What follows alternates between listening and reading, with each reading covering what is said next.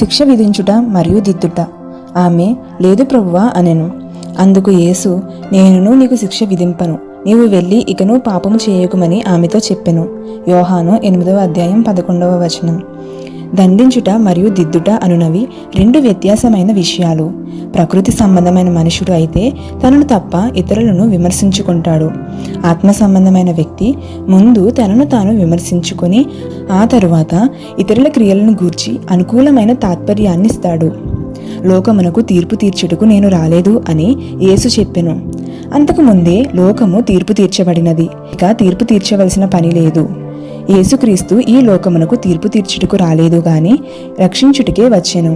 ఎవడైనను నా మాటలు వినియు గైకొనకుండిన ఎడల నేనతనికి తీర్పు తీర్చను. నేను లోకమునకు తీర్పు తీర్చుటకు రాలేదు గాని లోకమును రక్షించుటకే వచ్చి తిని. అది రక్షించే ప్రేమ, తీర్పు తీర్చలేక నిందించే ప్రేమ కాదు. వాక్యము పరలోకంలో సిద్ధపరచబడినది. పడిపోయిన మానవుని స్వభావమును గూర్చి యేసు గ్రహించాడు. అది శిలువ ప్రభావములోనికి వచ్చే వరకు అనేక శోధనలలో పడిపోతుంది.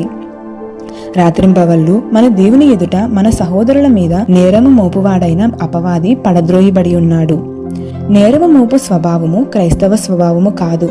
వాక్య పరిచర్యలో చాలా ఆసక్తి కలిగి ఉద్రేకముతో కొన్ని పొరపాట్లు చేస్తాము.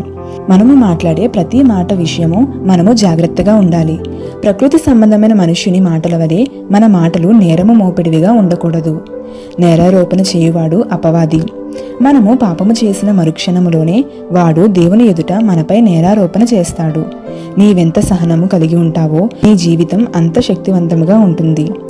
నేను యవనస్తునిగా ఉన్న దినాలలో ఇతరుల తప్పులను ఎత్తి చూపించకూడదని దేవుడు నాకు నేర్పించాడు.